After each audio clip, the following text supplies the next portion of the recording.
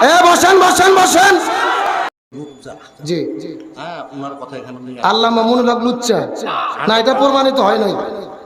উঠে যান না ভাই, এখানে আসেন, বসেন, এখানে আসেন।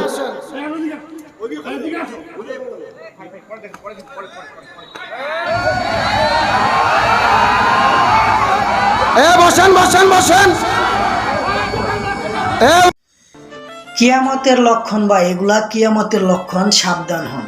কারণ আল্লাহ রাসূল কিন্তু বলছে যে আপনার অযোগ্য লোক যোগ্য চেয়ারে বসবে, নারীরা অশ্লীলতা ছড়াবে।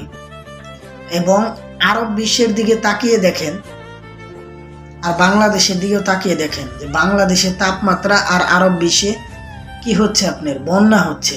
তো কিয়ামতেরই লক্ষণ। এখন মূল কথা হইল যে দেখেন এই যে গর্দভ, হয়তো দেখেন আমরা বাহিরে থাকি বিদায় কিন্তু কথাগুলো বলি।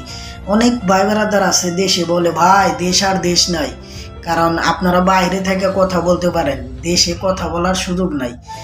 দেশকে এই অবস্থায় নিয়ে গেছে এই যে গণ্ড, মূর্খ কিনা জানি না, কিন্তু আচার ব্যবহার মূর্খের মতন। আদালত থেকে মামুনুল হক হুজুর আপনার এই যে নারী কেলেঙ্কারি দিছিল, তো সেটা কিন্তু নির্দোষ প্রমাণিত হয়েছে। এই গর্দভটা তাও জানে না। এখন বাংলাদেশে রাজনীতি করে কেডা জানেন? যার ওই যে রিলিফের চাউল লাগবো, তারপরে আপনার ওই কি বলে ওই আপনার নুন আনতে পান্তা ফুরায়, তারপরে আপনার হয়তো কিছু লোকের টাকা পয়সা হয়েছে। আর এই মূর্খগুলা কিভাবে মনে করেন যে একটা চেয়ার পাইবো, একটা মানে পাইবো, একটা ক্ষমতা পাইবো, সেটা নিয়ে অরাজকতা সৃষ্টি করতে পারবো। এরা হচ্ছে তারা, মানে মাথার মধ্যে এইটুকু ন্যূনতম সেন্স নাই যে